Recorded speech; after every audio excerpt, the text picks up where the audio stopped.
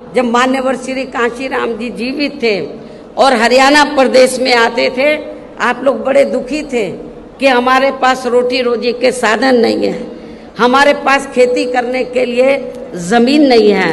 तो उस समय आप लोग एक नारा लगाते थे कि जो ज़मीन सरकारी है वो ज़मीन हमारी है। आप लोग एक नारा लगाते थे, लेकिन वो नारा आपका पूरा नहीं हो पा रहा था हरियाणा में। और ये कब होगा? जब आपकी सरकार बनेगी।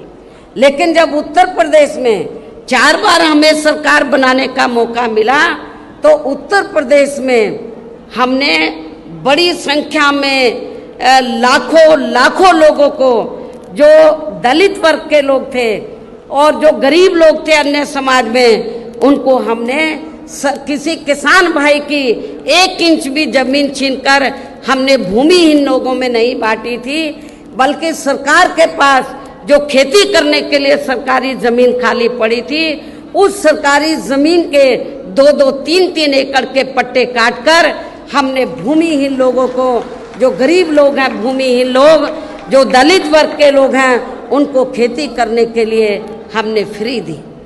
और इतना ही नहीं, आपको ये भी मालूम है कि जहाँ पर दलित बस्तियाँ होती हैं तो वहाँ जाते ही मालूम पड़ जाता है हर गाँव में, गांव देहात में, कि यहाँ पर दलित वर्ग के लोग रहते हैं।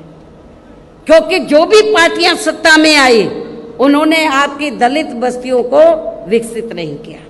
लेकिन जब हमारी पार्टी की सरकार बनी, हमने डॉक्टर भीमराव अंबेडकर ग्राम विकास योजना के तहत, तो जहाँ पर दलित लोग रहते थे, हमने गांव चिन्हित किए अधिक तादाद में, उनको हमने इस योजना के तहत उनको सुविधा मुहैया कराई, उनको सुविधा उपलब्ध कराई और उनको विकसित किया, डेवलप किया।